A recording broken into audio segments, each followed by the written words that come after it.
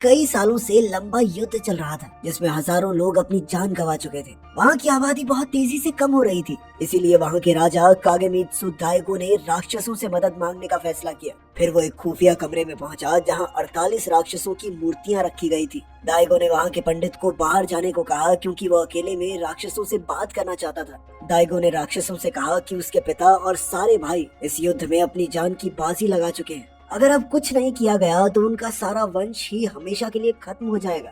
इसलिए दाइगो ने अपने दुश्मन कानायामा का विनाश करने के लिए राक्षसों से मदद मांगी और उनसे पूछा कि उन्हें बदले में क्या चाहिए। तभी अचानक वहाँ एक चूहा आ गया तो दाइगो ने उसे अपनी तलवार के वार से मार डाला। पर फिर चूहे की आत्मा ने कहा कि उसकी मदद करने के बदले राक्षसों को उसके होने वाले बच्चे का शरीर चाहिए। आखिरकार दाइगो ने उनकी शर्त मान ली और कहा कि उसके दुश्मनों को खत्म करने के बदले सभी 48 राक्षस उसके होने वाले बच्चे के शरीर का एक एक अंग रख सकते हैं। इतना कहते ही स्वर्ग से जोरदार बिजली उसके माथे पर आ गिरी, जिससे वहाँ एक क्रॉस का निशान बन गया। उसी समय पंडित वापस आ गया और उसे पता चला कि दाइगो ने राक्षसों के साथ अपने बेटे के शरीर का सौदा किया है। मगर दाइगो इस सच को बाहर आने नहीं दे सकता था, इसीलिए उसने पंडित को जान से मार डाला। इस घटना के 20 साल बाद हम एक जवान लड़के को देखते हैं जो एक छोटे से गांव में पहुंचा। वहाँ एक अनाथ लड़की भी थी जो लड़का होने का नाटक करके अपना गुजारा कर रही थी। बचपन में ही उसके माँ बाप गुजर गए और अब उसका इस दुनिया में कोई नहीं था, इसीलिए उसे छोटी मोटी चोरियां करके अपना गुजारा करना पड़ता। उधर वो जवान लड़का नकाब पहनकर अपने शिकार को ढूंढता हुआ एक बार में घुस गया।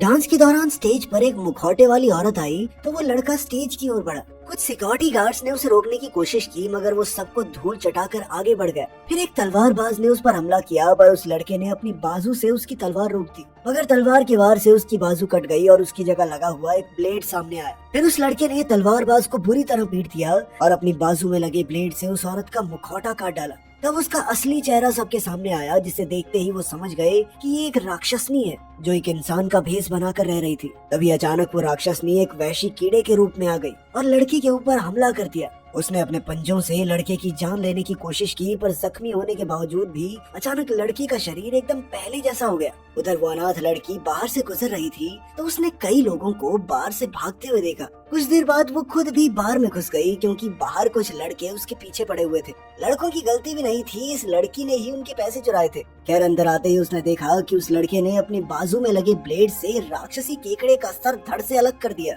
फिर उसने अपनी टूटी हुई बाजू उखाड़कर वापस जोड़ी और इधर केकड़े के पूरे शरीर के चीथड़े उड़ गए। लेकिन जल्द ही एक लड़का उस लड़की का पीछा करते हुए बार में पहुंचा और उससे अपने पैसे वापस मांगने लगा। पर तभी उन दोनों की नजर उस योद्धा लड़के पर पड़ी जिसकी बाईं बाजू अपने आप पैदा हो रही थी। फिर जैसे ही वो चलने लगा तो अचानक से जमीन पर गिर गया। अब उसका नकली पैर टूटकर गिर गया और उसकी जगह नया असली पैर आ गया। इसके बाद वो नकली पैर वहीं धूल में मिल गया। ये देखते ही वो लड़का और लड़की काफी ज्यादा डर गए और उन्होंने भागने की कोशिश की, मगर फिर वो योद्धा लड़का उनकी ओर बढ़ा और अचानक उसने अपनी आंख की पुतली बाहर निकाल कर पूछा कि वो कैसा दिखाई दे रहा है। ये देखकर वो लड़का लड़की इतने ज्यादा डर गए कि तुरंत वहाँ से भाग निकले, मगर रास्ते में उस चोर लड़की ने लड़के पर पीछे से वार करके उसे बेहोश कर दिया और अपनी जान बचाकर भाग गई। इसके बाद वो एक बूढ़े आदमी के पास पहुंची और उससे इस योद्धा लड़के के बारे में पूछा। बूढ़े आदमी ने कहा कि 20 साल पहले एक जादूगर अपने जादू को और बेहतर करने के लिए एक नदी किनारे कुछ जड़ी बूटियां इकट्ठा कर रहा था। तभी उसकी नजर नदी में बहते हुए एक लकड़ी के बर्तन पर पड़ी।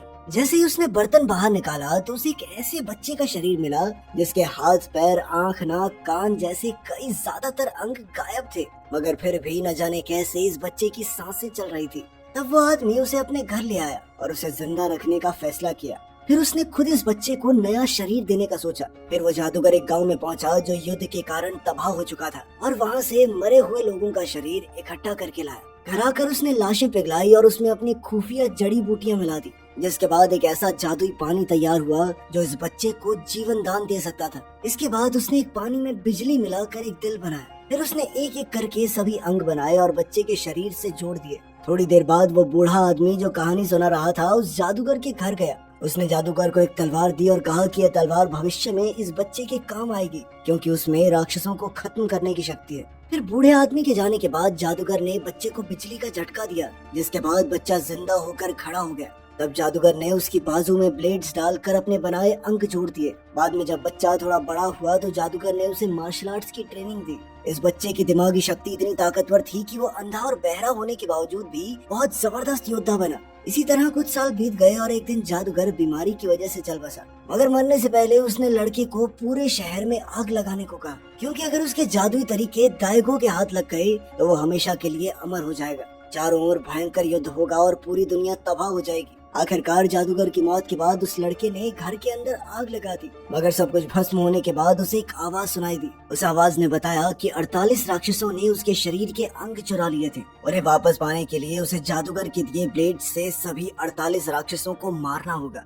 उस आवाज ने कहा है कि अगर वो खुद राक्षसों को ढूंढने निकलेगा तो वो एक के बाद एक उसके सामने आते रहेंगे। इस योद्धा लड़के की पूरी कहानी सुनने के बाद उस अनाथ लड़की ने राक्षसों का खात्मा करने के इस मिशन पर उसका साथ देने का फैसला किया। उसने लड़के से उसका नाम पूछा, मगर योद्धा ने कहा कि अगर वो उसका नाम जानना चाहती है तो पहले अपना नाम बताना होगा। जिस पर लड़की ने मासूमियत के साथ कहा कि मेरा तो कोई नाम ही नहीं है। इस पर योद्धा ने जवाब दिया कि नाम तो मेरा भी नहीं है, मगर सभी लोग मुझे हायाकिमारू के नाम से जानते हैं। जिसके बाद लड़की ने कहा कि ऐसे तो तुम मुझे डोरोरो बुला सकते हो। खैर, अब हायाकिमारू ने डोरोरो को अपने साथ आने से रोकने की बहुत कोशिश की, मगर वो भी ढीठ थी, इसलिए हायाकिमारू को उसकी जिद के सामने हार माननी पड़ी। इसके बाद जब वो एक नदी किनारे आराम कर रहे थे तो एक बड़ा सा राक्षसी बच्चा उनके सामने आ गया। तब हायाकिमारू उसके पीछे एक तबाह हो चुके मंदिर तक पहुंचा। फिर हायाकिमारू ने बताया कि इस मंदिर में बहुत सारे बच्चे मरे हैं। जिसके बाद उन सबकी आत्माओं ने मिलकर इस राक्षसी बच्चे को जन्म दिया। खैर, फिर डोरोरो कुछ घंटों बाद सोकर उठी तो उसे कुछ आवाजें सुनाई दी। हायाकिमारू ने बाहर जाकर देखा कि एक पति पत्नी यहाँ मरे बच्चों की आत्माओं के लिए चढ़ावा लाए थे। और सच तो ये था कि कुछ साल पहले वो युद्ध के डर से अपने बच्चों को इस मंदिर में छोड़कर भाग गए थे। उनकी ये हरकत जानकर डोरोरो को बहुत गुस्सा आया और वो कहने लगी कि तुम लोग माफी के लायक ही नहीं हो। जिसके बाद उसने गुस्से में उनका चढ़ावा उठाकर वापस फेंक दिया। फिर वो गुस्से में जंगल की ओर चली गई तो हायाकिमारू भी उसके पीछे गया। जल्द ही वहाँ का मालिक अपने घोड़े पर बैठकर उनके सामने आया। उसने दोनों को अपने घर चलकर आराम करने का न्योता दिया और कहा कि वो उनकी यात्राओं की कहानियां सुनना चाहता है। अब वो दोनों उस आदमी के घर पहुँचे जहाँ उसकी पत्नी और 7 बेटियां बिल्कुल चाइनीज डॉल्स की तरह सजी हुई थी। खैर, खाना खाकर वो दोनों सोने चले गए। वहीं दूसरी ओर वो 7 बहनें मिलकर ये फैसला कर रही थी कि वो कौन से मेहमान को पहले खाएंगी। इसके बाद वो 7 अजीबोगरीब कीड़ों में बदल गई और डोरोरो को चारों ओर से घेर लिया। मगर हायाकिमारू पहले से उनके हमले के लिए तैयार था। जब डोरोरो की आंख खुली तो उसने देखा कि हायाकिमारू ने 7 राक्षसी कीड़ों का सफाया कर दिया था। तभी उन्होंने देखा कि मंदिर के बच्चों की आत्मा वाला बच्चा उन्हें यहाँ से भागने का रास्ता दिखा रहा था। अब वो दोनों एक खुफिया कमरे में पहुँचे जहाँ उन्हें ढेर सारी इंसानी हड्डियाँ मिली और वो समझ गए कि ये उन्हीं बच्चों की हड्डियाँ हैं। तभी हायाकिमारू को वैसे ही कीड़ों जैसे सैनिक आते हुए दिखे। अब वो आगे बढ़े तो उन्हें एक सीढ़ी मिली जिसे चढ़कर वो वापस ऊपर आ गए। तब हायाकिमारू को शक हो गया कि उस आदमी की पत्नी जरूर एक राक्षसी है जो पंडित का भेष बनाकर उन बच्चों को अपने पास ले आई जिनके माँ बाप उन्हें छोड़कर चले गए थे। फिर उसने उन बच्चों को मार कर उनके मांस से अपने बच्चों का पेट भरा। इधर जब उस राक्षसी औरत को पता चला कि हायाकिमारू ने उसकी 7 बेटियों को मार दिया है तो उसने अपने पति को उन दोनों को मारने को कहा। और तभी हायाकिमारू उनके कमरे में आ गया और उसने इस आदमी को अपनी राक्षसी पत्नी से दूर जाने को कहा, क्योंकि आखिर में वो उसे वश में करके उसकी आत्मा को भी अपना गुलाम बना लेगी। वहीं दूसरी ओर डोरोरो तुरंत पास के गांव में पहुंची और उसने गांव वालों को उस पंडित का असली चेहरा दिखाया जिसके पास वो अपने बच्चों को छोड़कर आए थे। आखिरकार सभी गांव वाले अपने हथियार लेकर डोरोरो के साथ उस राक्षसी को खत्म करने निकल पड़े। उधर हायाकिमारू उस आदमी को अपनी पत्नी का साथ देने से रोक ही रहा था कि राक्षसी ने पीछे से हायाकिमारू और उसके पति के सीने में तलवार घोंप दी। इसी के साथ उस आदमी की तो मौत हो गई, मगर हायाकिमारू उस आदमी और बाकी बच्चों की मौत का बदला लिए बिना हिलने वाला नहीं था। तभी वो राक्षसी अपने असली रूप में आ गई और उनमें जबरदस्त लड़ाई शुरू हो गई। तभी मंदिर वाले बच्चों की आत्मा अलग अलग हिस्सों में राक्षसी पर हमला करके उसे नीचे ले आई। उसी पल हायाकिमारू ने अपनी खास तलवार से राक्षसी के 2 टुकड़े कर दिए। तभी डोरोरो उसकी मदद के लिए वहाँ पहुंची, लेकिन तब तक काम पूरा हो चुका था। खैर, फिर सभी गांव वालों ने बचे हुए कीड़ों के अंडों को आग में भस्म कर दिया, जिसके बाद उन सबके बच्चों की आत्माएं कैद से आजाद हो गई। आखिरकार हायाकिमारू का असली लिवर उसे वापस मिल गया और जादूगर का बनाया लिवर बाहर गिर गया। इसके बाद हायाकिमारू और डोरोरो उसके अगले मिशन पर निकल पड़े। जब वो जंगल में चल रहे थे तो रास्ते में एक और भयानक राक्षस उनके सामने आ गया। इस बार ये राक्षस एक पेड़ की तरह था जिसके ऊपर इंसानी सर लगा था। उस राक्षस ने अपने घने बालों से हायाकिमारू को बुरी तरह जकड़ लिया और उसे वहीं दबोच कर मारने की कोशिश की, पर हायाकिमारू जैसे तैसे आजाद हो गया।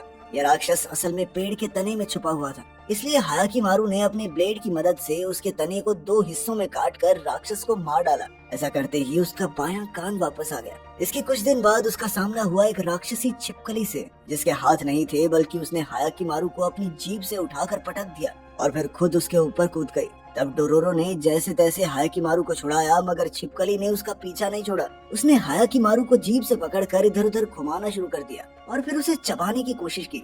तब डोरोरो ने अपने चाकू से छिपकली की आंख फोड़ डाली और हायाकिमारू सीधा नीचे आ गिरा। फिर हायाकिमारू ने अपनी तलवार से छिपकली की जीभ काट डाली, लेकिन फिर भी वो छिपकली उस पर लगातार हमला करती रही। वो बाहर से छिपकली को खत्म नहीं कर सकते थे क्योंकि उसकी चमड़ी बहुत ज्यादा मोटी थी। तब हायाकिमारू ने उसके मुंह में घुसकर अंदर से उसका पेट काटने का फैसला किया। उसने ऐसा ही किया और अंदर से छिपकली को चीर डाला, जिससे वो वहीं भस्म हो गई। आखिरकार हायाकिमारू को अपना गला वापस मिल गया, जिसके बाद उसने जिंदगी में पहली बार अपनी आवाज सुनी। इसके बाद उनका अगला युद्ध हुआ एक राक्षस से जो एक बाज के रूप में था। हायाकिमारू ने हवा में ही उससे जबरदस्त लड़ाई की, मगर बाज ने उसे अपनी पीठ से नीचे गिराकर उस पर एक बड़े पत्थर से हमला कर दिया। फिर उसने हायाकिमारू को पहाड़ी से नीचे धक्का दे दिया, मगर हायाकिमारू ने अपने ब्लेड को पत्थर में गाड़ कर खुद को गिरने से बचाया। उसी पल डोरोरो ने बाज के सर पर पत्थर से हमला करके उसका ध्यान भटकाया, जिसके बाद वो बाज उसके पीछे लग गया। तभी हायाकिमारू ने मौका देखकर उसके चेहरे पर लगातार जोरदार वार किए और आखिरकार उसने अपनी तलवार से बाज का सर धड़ से अलग कर दिया। मगर मरने से पहले बाज ने कुछ ऐसा कहा जिससे हायाकिमारू सोच में पड़ गया। उसने कहा कि अगर तुम किसी से नफरत करना चाहते हो तो अपने पिता से करो।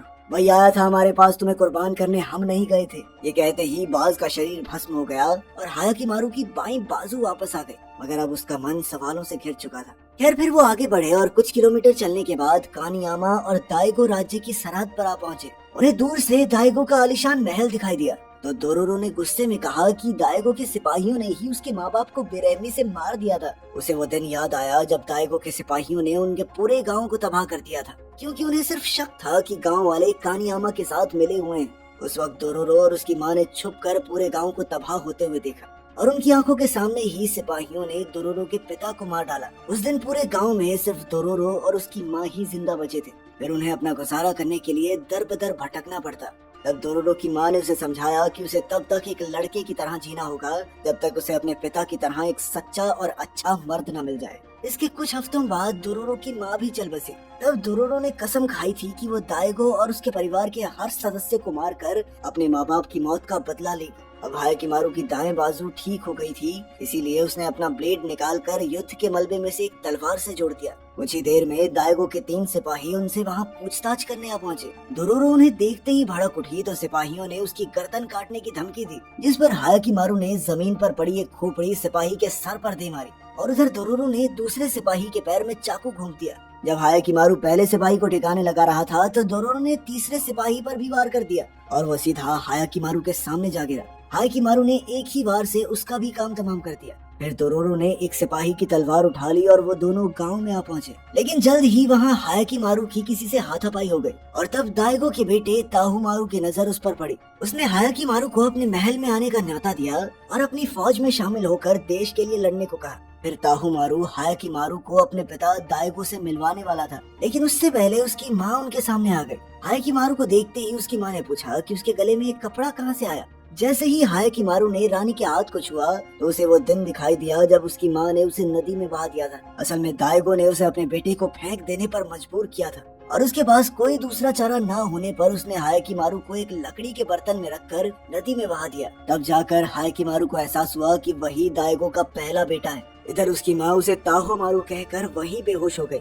उसके छोटे बेटे ने अपनी माँ को संभाला। तब हायाकिमारू मौका देखकर वहाँ से बाहर आ गया। थोड़ी देर बाद रानी ने दाइगो को बताया कि उनका पहला बेटा वापस लौट आया है, मगर दाइगो को उस पर यकीन नहीं हुआ और उसने कहा कि रानी पागल हो चुकी है। बाद में डोरोरो एक नदी किनारे हायाकिमारू से दोबारा मिली तो हायाकिमारू ने खुलासा किया कि वो दाइगो का पहला बेटा है। डोरोरो को उस पर यकीन नहीं हुआ तो हायाकिमारू ने उसका हाथ थामा और उसे वो सब दिखाया जो महल में हुआ था। अब हायाकिमारू ने डोरोरो से कहा कि तुम मुझे मार डालो, क्योंकि उसने दाइगो के वंश का खात्मा करने की कसम खाई थी। पर डोरोरो तो इस बात से इतनी हैरान थी कि वो वहीं जमकर खड़ी रह गई। तब हायाकिमारू उठकर जाने लगा और उसने कहा कि वो आज के बाद डोरोरो के सामने कभी नहीं आएगा। मगर तभी डोरोरो ने उसके पीछे दौड़कर उसकी पीठ में चाकू घोंप दिया। तभी अचानक वही बूढ़ा आदमी उनके सामने आ गया जो शुरुआत से लेकर अब तक हायाकिमारू की पूरी कहानी देख रहा था। उसने हायाकिमारू को बताया कि उसके पिता दाइगो ने 48 राक्षसों को उसके शरीर के अंग देकर बदले में अपने राज्य की रक्षा की थी। तब हायाकिमारू ने कहा कि वो भी अपने पिता के शरीर के 48 अंग अलग अलग काटेगा ताकि उसे भी हायाकिमारू की तड़प का एहसास हो सके। लेकिन तब दोरोरो ने उसे ऐसा करने से रोका, क्योंकि चाहे कुछ भी हो जाए वो अपने पिता की जान नहीं ले सकता।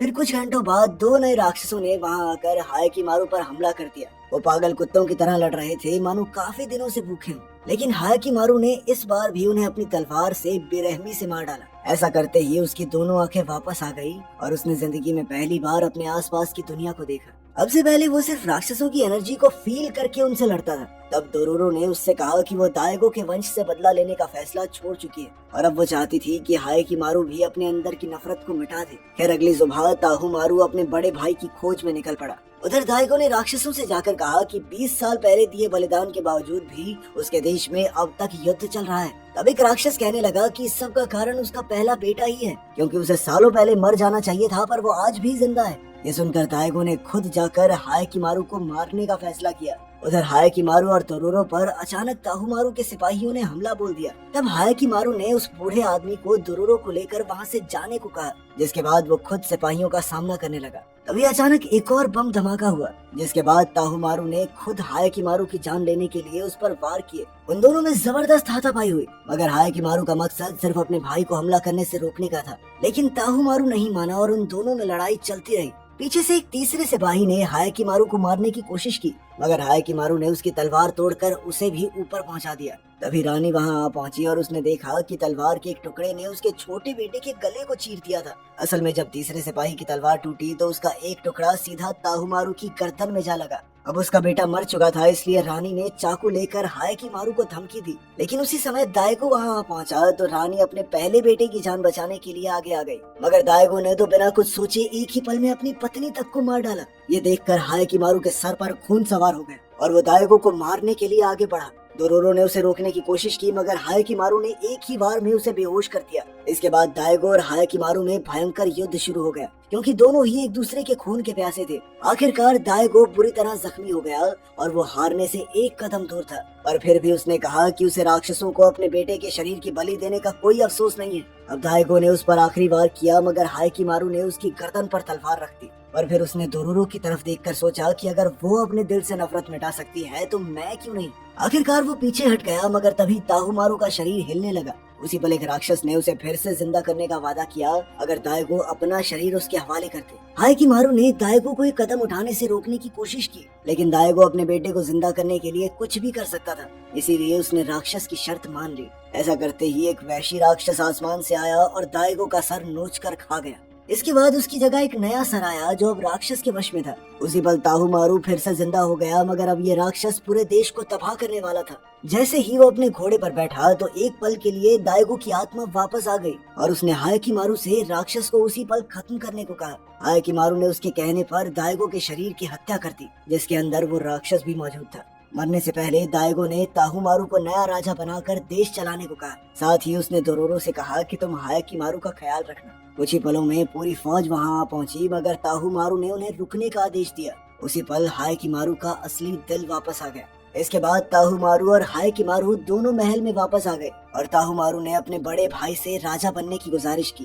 क्योंकि अंदर ही अंदर वो इतनी बड़ी जिम्मेदारी के लिए तैयार नहीं था। लेकिन हायाकिमारू ने कहा कि उसे अभी भी राक्षसों से अपने शरीर के बाकी अंग हासिल करने हैं। जब तक वो अपना पूरा शरीर हासिल नहीं कर लेता तब तक वो कोई दूसरी जिम्मेदारी नहीं ले सकता। फिर ताहुमारू ने कहा कि वो हायाकिमारू का इंतजार करेगा, क्योंकि राजगद्दी का असली हकदार वही है। उसने हायाकिमारू को अपने पिता की तलवार दी और फिर हायाकिमारू दोरोरो से मिलने गया, जो दोनों देशों की सरहद पर उसका इंतजार कर रही थी। हायाकिमारू को देखते ही वो रोने लग गई, क्योंकि उसे लगा था कि वो कभी लौट कर ही नहीं आएगा। अब वो हायाकिमारू को गले लगाने के लिए आगे बढ़ी, पर अचानक उसने हायाकिमारू की पेट में जोरदार लात दे मारी और कहने लगी कि चौकन्ना रहा कर, ठीक है, अब तेरा असली दिल दुल आ गया, तलवार घुसेड़ देगा कोई, मर जाएगा साले। सच बात तो ये थी कि शायद अब दोरोरो मन ही मन में उसे चाहने लगी थी। वीडियो पसंद आई तो लाइक कर देना, चैनल को सब्सक्राइब कर लेना। मिलते हैं अगली वीडियो में।